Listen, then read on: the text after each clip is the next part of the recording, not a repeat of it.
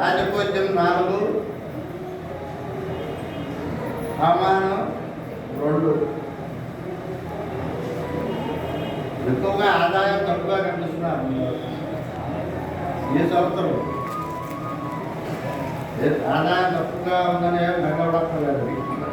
ఎందుకంటే ఆదాయం తక్కువగా ఉందంటే మంచి పనులకు ఎక్కువ ఖర్చు చేస్తున్నారని అర్థం. మంచి పనులు ఖర్చు చేయొచ్చు కదా, చేస్తున్నప్పుడు ఆదాయం తక్కువగానే. ఈ వృత్తి ఉద్యోగాలు ఆదాయకంగానే ఉంటాయి, వ్యాపారస్తులకు నిత్యోపయోగాలు ఉన్నాయి, విద్యార్థులకి విద్యా పురోగతి బాగానే ఉంది, రైతులకి సామాన్య అధిక ప్రయోజనాలు, సామాన్యాధికంటే 50 బాగానే ఉంది. అక్కడ ఉద్యోగ మార్పులకి గృహ మార్పులకి వీళ్ళు అక్కడ దూరంగా ఉన్నారు. అంటే ట్రాన్స్ఫర్ కోరుకోవడం, ఇల్లు మార్చడం, ఈ ప్రాంతాలు మార్చడం అనేది కొంత ప్రయోజనంగా ఉండదు. వివాహ అవకాశాలు ఉన్నాయి, ఆర్థికంగా పెరుగుదల ఉంది. కాస్త వీళ్ళు కూడా ద్వితీయ నాయకులు ద్వితీయంలో తిరగడం వల్ల కొంచెం ఆరోగ్యం పట్ల జాగ్రత్త తీసుకోవడం మంచిది.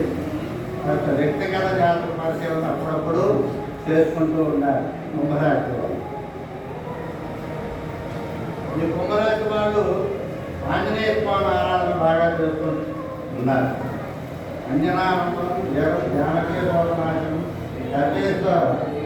హంతారం మందే రక్ష భేక్ష అనే ఆంజనేయ స్వామి చదువుకోండి. ఈ బహుళ ప్రదేశాల్లో తాగునీటి సదుపాయం ఎక్కువగా ఏర్పాటు చేయండి.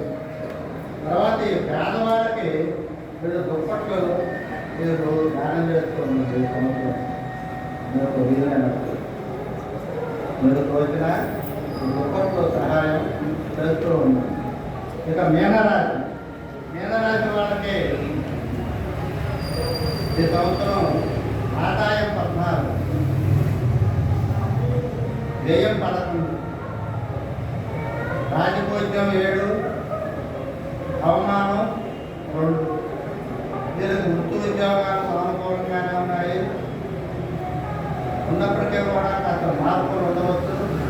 రైతులకి రాబోయే పర్వాలేదు, వ్యాపారస్తులకి మిశ్రమ ఫలితాలు ఉన్నాయి, విద్యార్థులకు పురోగతి పర్వాలేదు.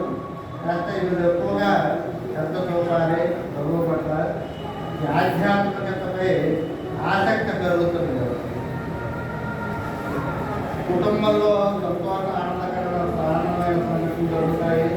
అట్లా పెట్టుబడులు పెట్టేటప్పుడు జాగ్రత్తగా ఉంటారు. వీళ్ళు మినరాశి వాళ్ళు విష్ణు ఆలయ సందర్శన, విష్ణు స్తోత్రాలు చదువుతూ ఉన్నారు.